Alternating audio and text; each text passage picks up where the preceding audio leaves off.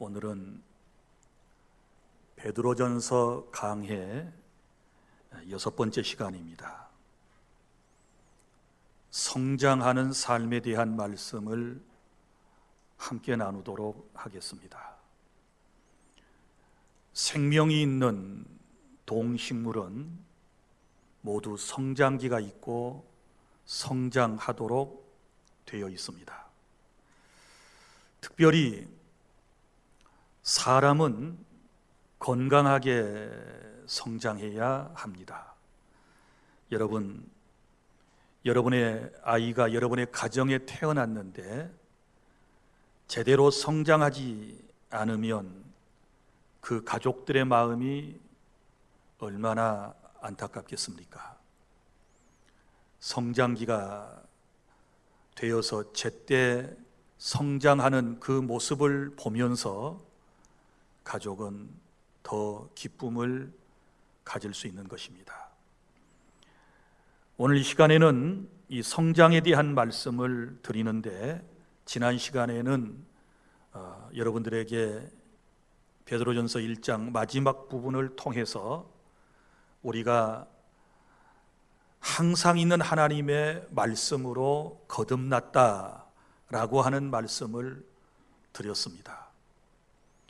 하나님의 말씀으로 거듭난 저와 여러분은 날마다 이제 성장의 과정을 거쳐가고 최종 목표인 그리스도를 닮아가는 것입니다. 그런데 안타깝게도 영적으로는 새롭게 태어났는데 성장하지 못한 그리스도인들이 의외로 참 많습니다. 왜 영적으로 성장하지 못할까? 왜 믿음이 성장해가면서 성숙하지 못할까? 탐 알렌이 쓴 평생 예수 믿어도 믿음이 성장하지 못하는 10가지 이유라고 하는 책에 보면 믿음이 성장하지 않는 10가지를 이렇게 이야기를 했습니다. 제가 좀 풀어서 설명을 해드리도록 하겠습니다. 첫 번째 이유는 그리스도와의 내적 생활을 무시하고 외양에만 치중하기 때문에 신앙이 자라지 않는다는 것입니다. 무슨 얘기인가 하면 우리 내면 세계 속에 성령의 역사하심과 하나님의 말씀을 통하여 내면을 다듬는 그런 은혜가 있어야 되는데, 이것은 무시하고 외양에만 치중을 하다 보니까 믿음이 성장하지 않는다는 것이고, 또 그 다음에는 교회나 사역 공동체에서 이탈해 나가 혼자의 힘으로 신앙생활에 성공하려 하기 때문이다. 그래서 이것을 독불장군 신드롬이라고 하는 말로 그는 표현을 했습니다. 그러니까 교회 공동체 없이 스스로 신앙을 키워가 보겠다라고 하는 것인데, 이렇기 때문에 믿음이 자라지 않는다는 것입니다. 그 다음에 세 번째는 이중인격, 그리스도를 중심으로 삶의 질서를 세우지 않기 때문에 결국은 믿음이 자라나지 않는다라고 지적을 했습니다. 그리고 또한 네 번째는 유혹받는 장소에 가기 때문에 믿음이 자라지 않는다. 우리의 믿음이 성장하려면 가야 할 때 가지 말아야 할 곳을 우리가 잘 분별해야 되는데, 유혹받는 장소에 늘 가 있기 때문에 믿음이 자라지 않는다고 지적을 했고, 그 다음에 다섯 번째는 가치 기준이 없어서 중요한 것을 중요한 것으로 여기지 않기 때문이라고 했습니다. 무슨 일인가 하면 영적인 삶에 우선순위를 두어야 되는데 그렇지 못하게 되었을 때 믿음이 자라지 않는다. 그리고 또 여섯 번째는 이런 말을 했습니다. 소위 타이틀이 사회 제자들인데 사회바다처럼 받기만 하고 주지 않기 때문에 믿음이 성장하지 않는다. 늘 받으려고만 하고 자기는 베풀지 않기 때문에 믿음이 자라지 않는 것이다. 이렇게 얘기를 했고, 그 다음에 7번째는 청룡열차 신앙이라고 하는 이제 이 번역을 하신 분이 그렇게 번역을 했는데, 요행만 바라는 이기주의, 그러니까 믿음이 아니라 감정에 따라 살아가려고 하는 그것 때문에 믿음이 자라지 않는다라고 지적을 했고요. 그 다음에 8번째, 왜 믿음이 잘 자라지 않는가? 그러면 마음의 쓴 뿌리 때문에 그런다. 사람마다 상처가 있고, 그래서 유능한 사람은 그 상처를 더 좋은 기회로 삼아 나가서 성공자가 되는데, 이 믿음이 자라지 않는 사람들의 경우를 보면 이 쓴 뿌리, 상처를 이 정리하려고 하는 것보다는, 치료받으려고 하기보다는 오히려 불화로 키워나가기 때문에 믿음이 자라지 않는다고 했습니다. 그 다음에 9번째는 얽매이기 쉬운 죄로 말미암아 믿음이 자라나지 않는다.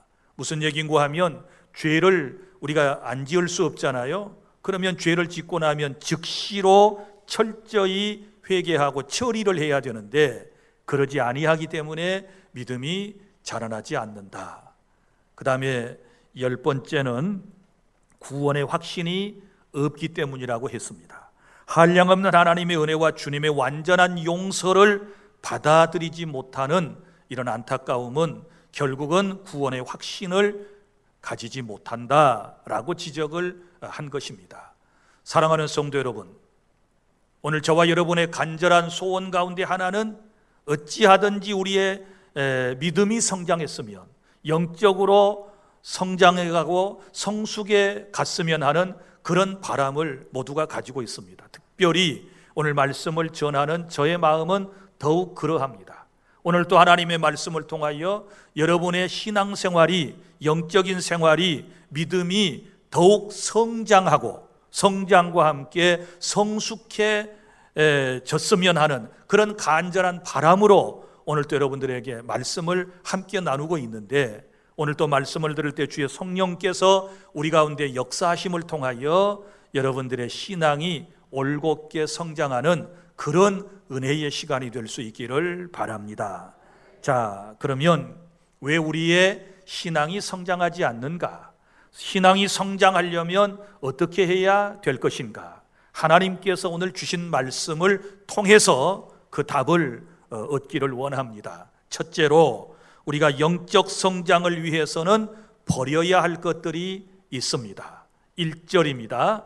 우리 1절을 다 함께 낭독하면서 우리가 버려야 할 것 5가지에 여러분들이 동그라미를 한번 해보시기를 바랍니다. 시작. 그러므로 모든 악독과 모든 기만과 외식과 시기와 모든 비방하는 말을 버리고. 아멘.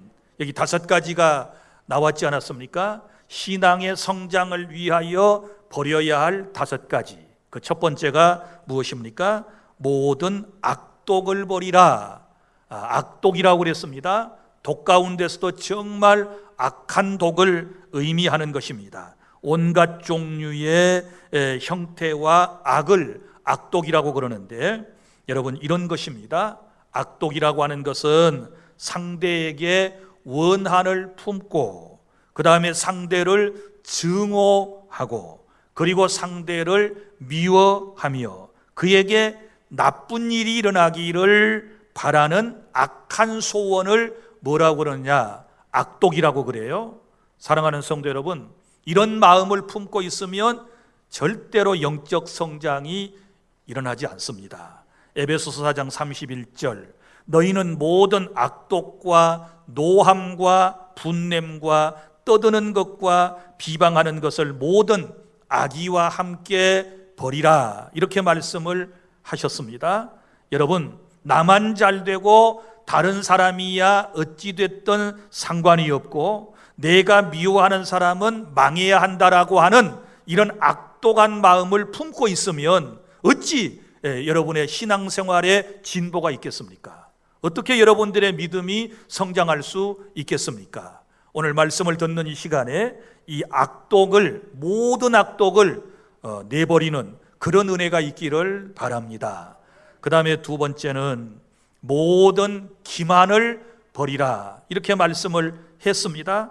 기만이라고 하는 것이 무엇입니까? 사람을 속이고 잘못 인도한다라는 뜻을 가지고 있습니다. 옛날 성경에는 괴휼이라고 그랬는데 이번에 번역된 성경은 기만이라고 했습니다.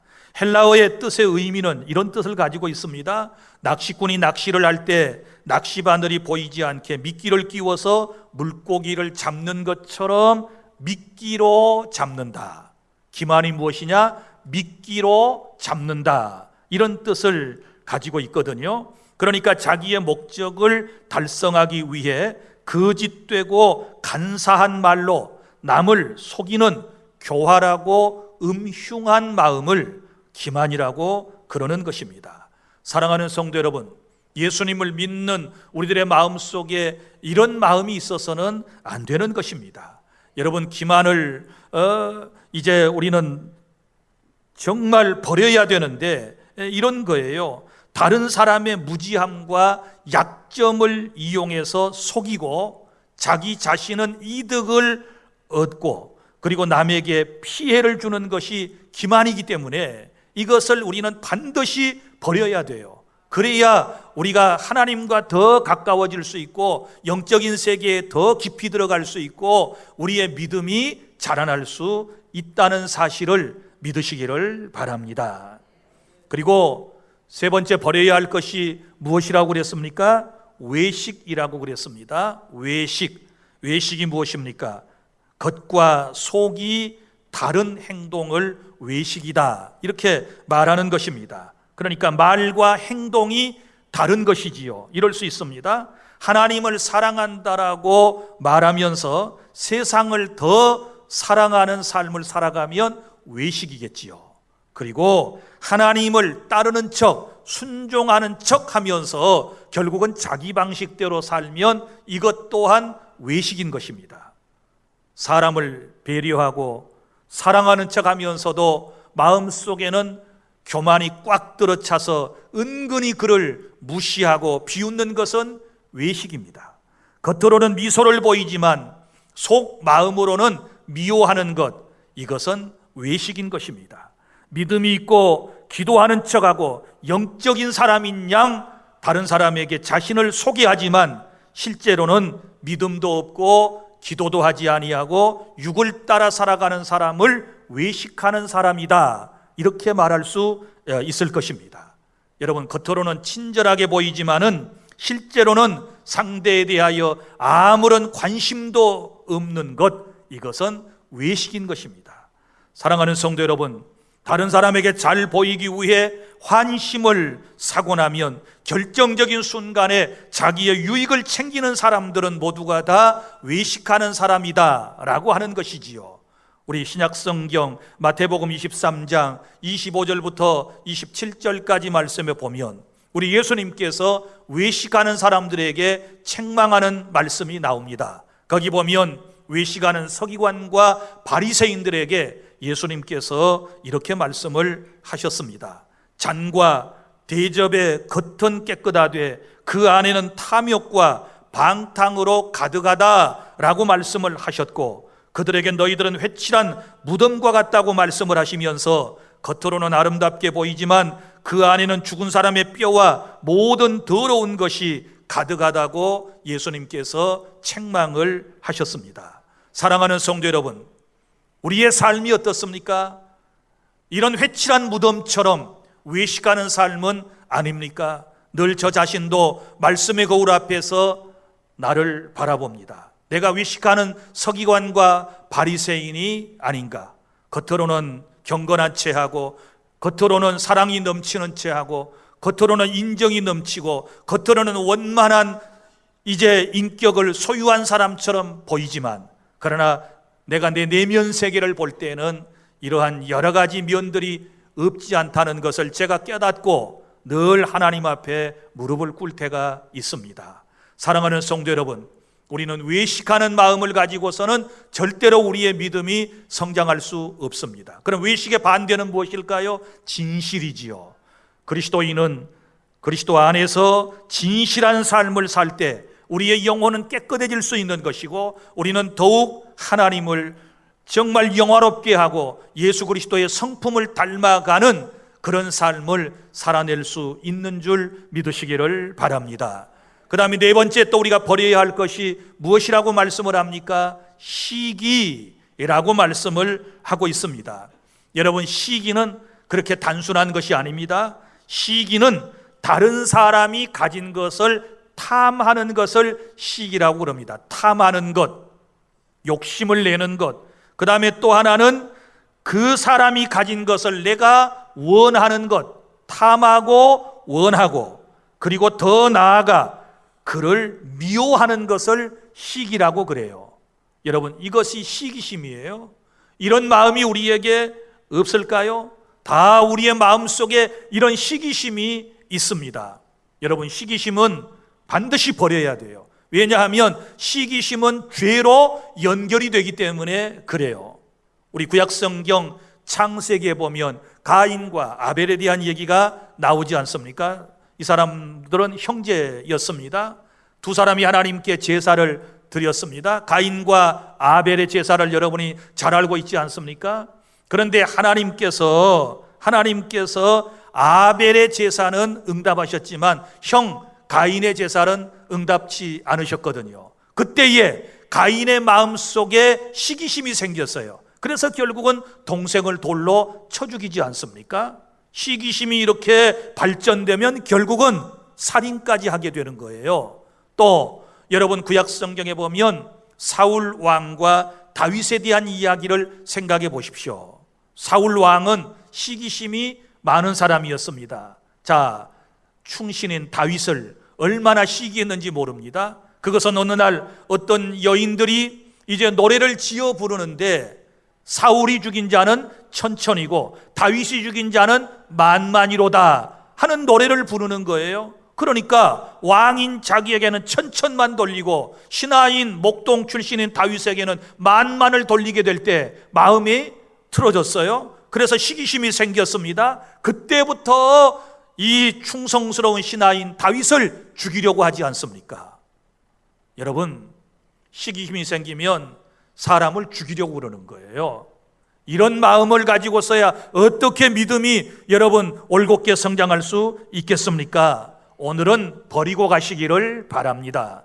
사랑하는 여러분, 우리의 마음속에는 나보다 더 돈 많은 사람에 대한 시기심, 그리고 재산이 더 많은 사람에 대한 시기심, 사회적 지위가 위치가 높은 사람에 대한 시기심이 있고, 또 누군가가 나보다 더 인기가 있고, 그리고 외모가 출중하고 더 아름다운 의복을 입고, 그리고 권세가 있을 때 우리 마음속에 시기심이 발동하기를 시작합니다. 사람이기 때문에 일순간 그럴 수 있습니다. 그러나 이런 마음을 너무 오랫동안 마음속에 간직하게 되면 이것이 결국은 범죄로 연결되어지게 된다는 것을 알고 오늘은 버리셔야 될 줄로 믿으시기를 바랍니다.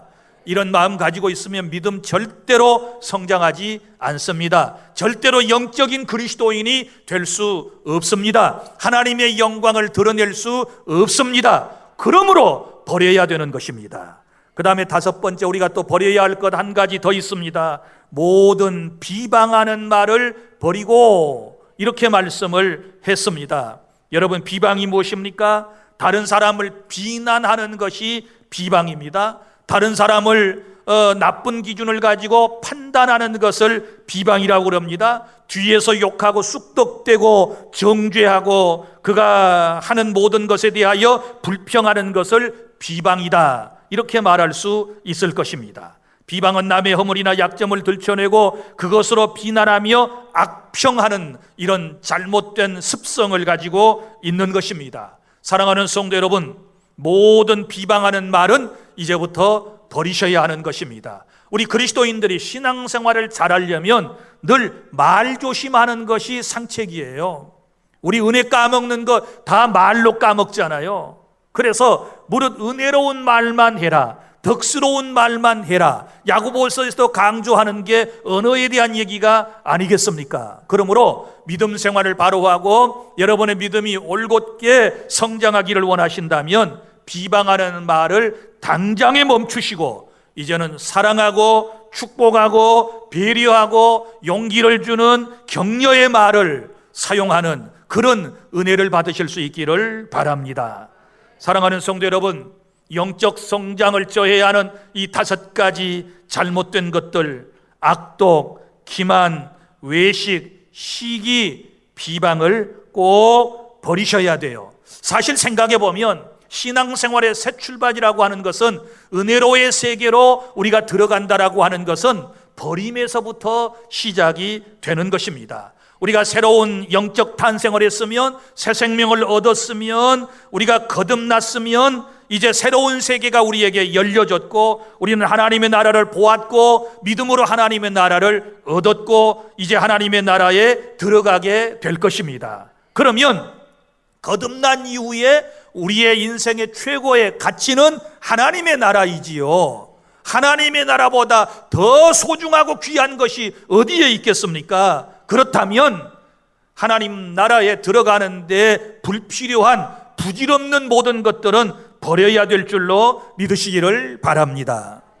새로운 집으로 이사를 가려면 여러분 옛날에 썼던 좋지 않은 것들, 낡은 것들, 이런 것들은 다 버리고 가지 않습니까? 우리가 하나님의 나라에 들어가려면 세상에 부질없는 것들은 버리셔야 될 줄로 믿으시기를 바랍니다. 마태복음 13장 44절부터 46절 말씀에 2가지 비유가 나옵니다. 거기 어떤 비유가 나오느냐? 한 가난한 사람이 남의 밭에 가서 남의 밭을 일구면서 근근히 살아가는 사람이 있었습니다. 그런데 어느 날 그 밭에 가서 일을 하다가 감추어진 보화를 발견하게 되었습니다. 이 사람은 어떻게 했습니까? 그 보화를 발견하자마자 덮어주고 즉시로 이제 마을로 내려가서 자기의 모든 재산을 다 정리하고 그 밭을 사게 된 것입니다. 그 밭을 산 것은 결국 그 보화를 사게 된 것이지요. 여기서 보세요. 여러분, 더 값진 것을 사기 위하여 덜 값진 것을 전부 다 버렸다, 처분했다라고 하는 것을 우리에게 말씀을 하고 있지 않습니까? 그리고 또 한 사람의 비유가 계속 따라 나오고 있는데 그것은 진주를 구하는 장사에 대한 비유입니다. 이 마을 저 마을 다니면서 값진 진주를 사들이는 사람이 있었습니다. 그런데 한 집에 들어갔는데 그 사람에게 아주 값진 진주가 있다는 것을 알았습니다. 그리고 그것을 사기 위해서 모든 재산을 이 사람도 다 정리하고 그리고 난 다음에 그 진주를 사서 자기의 것으로 만들었다. 이것은 예수님께서 하신 비유의 말씀입니다. 그러니까 값진 것을 위하여 덜 값진 것을, 영원한 것을 위하여 일시적인 것을 버릴 줄 알고 처분할 줄 아는 이런 지혜를 가져야 된다라고 하는 말씀인 줄로 믿으시기를 바랍니다. 우리가 영원한 하나님의 나라를 위해서 버려야 할 세상의 것들이 있다는 것을 우리에게 말씀해 주고 있는 줄로 믿으시기를 바랍니다. 사랑하는 성도 여러분, 우리는 영원하신 하나님의 말씀을 통하여 거듭났습니다. 새 생명을 우리는 얻었습니다. 우리는 새로운 나라에 들어가 살게 될 것입니다. 그러나 우리는 이 세상을 얼마 동안은 살다가 하나님의 나라에 가야 되지 않겠습니까? 그러면 우리가 해야 할 일은 무엇입니까? 우리의 믿음이 쑥쑥 자라나야 되는 거예요. 오늘 말씀해 보면 어디까지 자라나야 돼요? 구원에 이르도록 자라나게 하려 함이라. 그러니까 우리의 신앙생활은 성장해 가야 되는 거예요. 그래서 영적 성장을 원한다면 이제 버려야 할 것을 버려야 된다. 여러분 보십시오. 아이가 성장할 때 모습을 보시기를 바랍니다. 갓난 아기 때는 어떻습니까? 우유통을 물고 삽니다. 갓난 아기 때는 어떻습니까? 기저귀를 차고 살아야 합니다. 그러나 이 아이가 성장하면 성장할수록 우유통도 버려야 되는 것이고 기저귀도 떼서 버려야 하는 것이고 유치한 행동들도 버려야 되는 것이고 유치한 말투도 버려야 그 아이가 성장하고 성숙해 갈 수 있는 것처럼 우리도 마찬가지입니다. 영적으로 새롭게 태어나서 우리가 건강한 영적 그리스도인으로 성장하기를 원한다면 이런 유치한 것들을 버려야 될 줄로 믿으시기를 바랍니다. 여러분, 술도 담배도 잘못된 식습관도 버려야 육체가 건강하듯 영적 성장을 위해서는 오늘 말씀에 언급된 바 이 5가지를 꼭 버리는 주 안의 모든 성도 여러분들이 다 되실 수 있기를 바랍니다.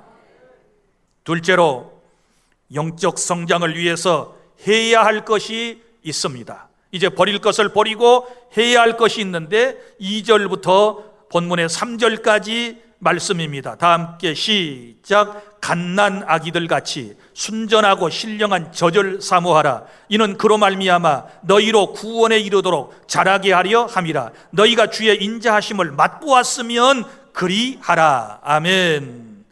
여러분, 여기 신앙 성장을 위해서 한마디로 말씀을 사모하라. 여기 순전하고 신령한 젖은 하나님의 말씀을 의미하는 것입니다. 여러분 보십시오. 첫째, 어떻게 해야 될까요? 말씀을 사모할 때는 갓난아기들이 본능적으로 젖을 찾고 사모하고 먹는 것처럼 우리 또한 하나님의 말씀을 그렇게 사모하고 먹어야 된다는 말씀인 줄로 믿으시기를 바랍니다.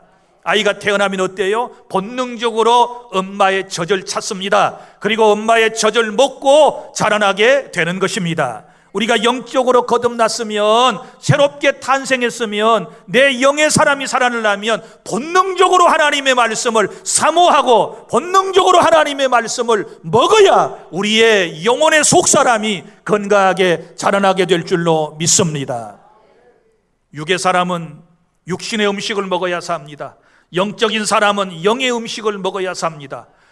예수님께서 이렇게 말씀하셨습니다. 사람이 떡으로만 살 것이 아니요 하나님의 입으로부터 나오는 모든 말씀으로 살 것이니라. 그래서 우리의 영적인 속사람은 하나님의 말씀을 먹어야 하는 것입니다. 하나님의 말씀을 잘 읽으셔야 돼요. 하나님의 말씀을 잘 들으셔야 돼요. 하나님의 말씀을 열심히 공부하셔야 돼요. 그럴 때 우리의 믿음의 사람이 쑥쑥 성장하게 될 줄로 믿습니다. 그런데 성경을 아직까지 한 번도 완독을 못하고 하나님의 말씀에 귀 기울이지 못하고 졸기만 하고 하나님의 말씀은 저 뒤쪽으로 밀쳐놓고 세상의 것만 접하고 살아가니 우리의 믿음이 어떻게 성장할 수가 있겠습니까? 그런데 여러분 보세요. 두 번째는 어떤 말씀을 사모하고 먹어야 하느냐가 중요해요. 말씀을 갓난아이처럼 사모하고 먹어야 되는데 어떤 말씀을 사모하고 먹어야 되느냐? 오늘 본문 순전하고 신령한 젖이라고 말씀을 했습니다. 여러분, 아이가 엄마의 젖이라고 무조건 먹으면 다 건강할까요? 우리 아이를 키워본 어머니들은 아실 것 아니겠어요? 엄마가 좋지 않은 음식을 먹게 되면 그 어머니의 젖을 먹은 아이가 탈이 난다는 것 아십니까? 여러분, 그러므로 엄마가 좋은 음식을 먹어야, 엄마가 영양가가 풍성한 음식을 먹어야 그 젖 또한 영양가가 있는 것이고 그 젖을 먹는 아이가 건강하게 자랄 수 있는 것입니다. 그래서 말씀의 젖이라고 해서 아무 말씀이나 무조건 다 듣고 접하는 것이 좋은 게 아니고 성경이 가르친 바대로 순전하고 신령한 젖을 먹어야 우리의 신앙이 성장하게 될 줄로 믿으시기를 바랍니다. 순전하고 신령한 젖이 뭘까요? 가감없는 순수한 하나님의 말씀을 먹어야 될 줄로 믿습니다. 그런데 현대교회에 선포되고 있는 말씀들을 보면 순전하고 신령한 젖이 아닐 수도 있어요. 세상의 온갖 철학이 다 동원된 설교가 있을 수 있어요. 세상의 논리와 이론을 믹싱해가지고 선포하는 말씀일 수도 있어요. 그래서는 안 됩니다. 하나님의 말씀은 순전해야 될 줄로 믿으시기를 바랍니다. 가감이 없어야 될 줄로 믿으시기를 바랍니다. 그러므로 아무 젖이나 먹어서는 안 되듯이 설교도 아무 설교나 들어서는 안 되는 것입니다. 현대는 설교의 홍수 시대입니다. TV 틀면 목사님들의 설교가 엄청 많이 나옵니다. 라디오만 켜면 설교가 쏟아져 나옵니다. 서점에만 가면 설교집이 얼마나 많이 있는지 모릅니다. 그리고 우리 주변에 선교사라고 하는 사람들, 우리 주변에 가족들 가운데 교역자라고 하는 사람들, 친구 가운데 정말 많은 이 메신저들이 있으리라고 생각을 합니다. 여러분, 우리가 하나님의 말씀을 들을 때는 어떤 경우에 있어서라도 가감없는 하나님의 말씀만을 여러분이 경청하실 수 있기를 바랍니다. 그 말씀만을 먹어야 될 줄로 믿습니다. 인간관계 속에서 아는 사람이고 누구고 유명한 분이니까 이렇게 해서 하나님의 말씀을 먹는 게 아니에요. 누가 전하든지 순전하고 신령한 젖 하나님의 말씀, 가감없는 하나님의 말씀만 여러분이 반드시 먹어야 될 줄 믿습니다. 왜 그래야 되는가? 세 번째 이유는 왜 그래야 되는가? 그것은 이렇게 말씀을 하고 있습니다. 이는 그로 말미암아 너희로 구원에 이르도록 자라게 하려 함이라. 할렐루야. 신령하고 순전한 하나님의 말씀을 먹어야 우리의 믿음이 자라날 수 있기 때문에 그런 것입니다. 그럼 우리의 믿음이 어떻게 자라야 돼요? 구원에 이르도록 자라나야 되는 거예요. 믿습니까? 그래서 여러분이 순전하고 신령한 젖을 먹어야 한다라고 말씀을 하고 있는 것입니다. 갓난아기가 엄마의 젖을 사모하는 간절함과 식욕이 없다면 자랄 수 없다는 것을 기억하고, 여러분이 구원에 이르도록 자라게 하는 순전하고 신령한 젖인 하나님의 말씀을 지금부터 더 하시는 여러분들이 될 수 있기를 바랍니다. 그런데 아이를 키워보면 식욕이 없는 아기가 있어요. 자, 엄마가 아무리 젖을 먹이려고 그래도 젖을 먹지 않고, 아무리 숟갈에 음식을 넣어서 떠먹여도 먹지 않으려고 하는 아이들이 있을 수 있어요. 왜 그럴까요? 두 가지 이유 때문에 그러는 거예요. 잘 들어보세요. 아이가 식욕이 없다면 두 가지 이유인데, 첫째는 병들었기 때문에 그래요. 어딘가 아파요. 어딘가 아픈 아이는 식욕이 떨어져요. 그래서 엄마의 젖도 먹지 아니하고 엄마가 먹여주는 음식도 먹지 않으려고 그러는 거예요. 마찬가지예요. 영적으로 신앙이 병들면 말씀에 대한 식욕이 상실된다는 것을 아셔야 돼요. 영적으로 병들면 말씀에 식욕이 없기 때문에 말씀에 졸고, 말씀 앞에 아멘하지 못하고, 말씀을 연구하려고 하지 않고 그래요. 그러나 영적으로 건강하면 말씀이 다 내게 주신 말씀, 그래서 귀에 다 쏙쏙 들어오고 마음판에 잘 박힌 못처럼 잘 박혀지고, 그래서 그 말씀이 내 인생을 움직임으로 내가 건강한 그리스도인이 될 수 있는 줄로 믿으시기를 바랍니다. 그 다음에 또 한 가지 이유가 있어요. 왜 아기가 이제 음식의 식욕을 잃어버리게 될까? 그것은 다른 것을 많이 먹었기 때문에 그래요. 여러분 보세요. 아기가 이유식을 하고 뭔가를 하나씩 이제 먹기 시작할 거예요. 이제 엄마 아빠가 주는 음식 전 말고도 또 다른 걸 먹을 수 있어요. 예를 들어서 과자나 아이스크림 등을 너무 많이 먹게 되면 밥을 안 먹어요. 식욕이 떨어져요. 이거 중요한 진리예요. 잘 들어보세요. 사랑하는 성도 여러분, 영적으로도 그래요. 정상적인 그리스도인은 엄마가 주는 새끼 음식을 또박또박 받아 먹는데, 말씀을 받아 먹지 않는 것은 엄마 아빠가 준 말씀이 아니라 이제 음식이 아니라 다른 데 가서 얻어 먹어서 그래. 다른 데 가서 무언가를 먹어서 그래. 무언가를 무슨 선교단체에 가서 무슨 기관에 가서 엉뚱한 성경 공부한다고 하는데 가서 거기에 가서 먹지 말아야 할 것을 영적인데 별로 도움도 안 되는 과자와 같은, 그리고 저 아이스크림과 같은 것들을 마구 먹어댔기 때문에 배가 부른 거예요. 우선 다니까 많이 먹지요. 인스턴트 제품이 얼마나 맛있나요?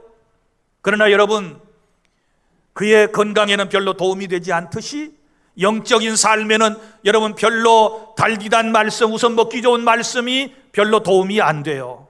여러분 기억하시기를 바랍니다. 엉뚱한 것 많이 먹지 않기를 바랍니다. 여러분 하나님의 말씀, 순전하고 신령한 하나님의 말씀만을 대하실 수 있기를 바랍니다.